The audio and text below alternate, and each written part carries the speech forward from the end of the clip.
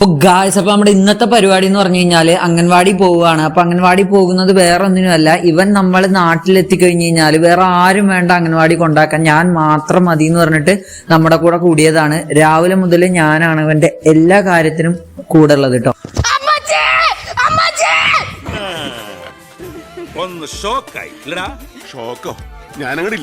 അങ്ങനെ നമ്മൾ അംഗൻവാടിയിലെത്തിയപ്പോ കുറെ പേരൊക്കെ എത്തിയിട്ടുണ്ടായിരുന്നു. പിന്നെ നമ്മൾ ഈ സൈഡിലേക്ക് വന്നപ്പോഴല്ലേ വേറൊരു കാഴ്ച കണ്ടത്.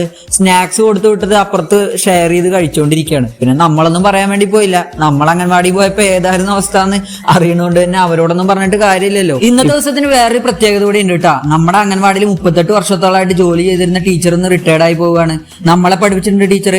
അതുപോലെ ടീച്ചർ പഠിപ്പിച്ച കുട്ടികളെയും കൂടി ടീച്ചർ പഠിപ്പിച്ചിട്ടാണ് ഇന്ന് റിട്ടയർഡ് ആയിട്ട് പോകുന്നത്. എന്തായാലും ടീച്ചർ ഇപ്പൊ ആദരവ് കൊടുത്തുകൊണ്ടിരിക്കുന്നത് ടീച്ചറെ പഠിപ്പിച്ചിട്ടുള്ള ടീച്ചറുടെ മാഷിനെയാണ്. അതുപോലെ ഇന്ന് ടീച്ചർക്ക് കുറെ ഗിഫ്റ്റ് കാര്യങ്ങളൊക്കെ കിട്ടിയിട്ടുണ്ട്. നല്ലൊരു ഫംഗ്ഷൻ ആയിരുന്നു ഇന്ന് എന്തായാലും. അപ്പൊ ഇപ്പൊ നിങ്ങൾ കണ്ടുകൊണ്ടിരിക്കുന്ന വീഡിയോ ഞാൻ എടുത്തിട്ടുള്ളതല്ല, ഞാൻ അപ്പോഴത്തേനും അവിടെ നിന്ന് സ്ഥലം വിട്ടിട്ടുണ്ടായിരുന്നു. പിന്നെ നമ്മൾ പറഞ്ഞെടുപ്പിച്ചിട്ടുള്ള ഒരു വീഡിയോയാണ്. അംഗൻവാടി കുഴപ്പമായിട്ടോ. അപ്പൊ നമ്മൾ പണ്ട് അംഗൻവാടി പോയിട്ടുള്ള കാര്യങ്ങളൊക്കെ ഓർമ്മ വന്നത്. ഇപ്പോഴത്തെ കുട്ടികൾക്കൊന്നും ഒരു കുഴപ്പമില്ല, അവരൊന്നും കരയുന്നു പോലുമില്ല.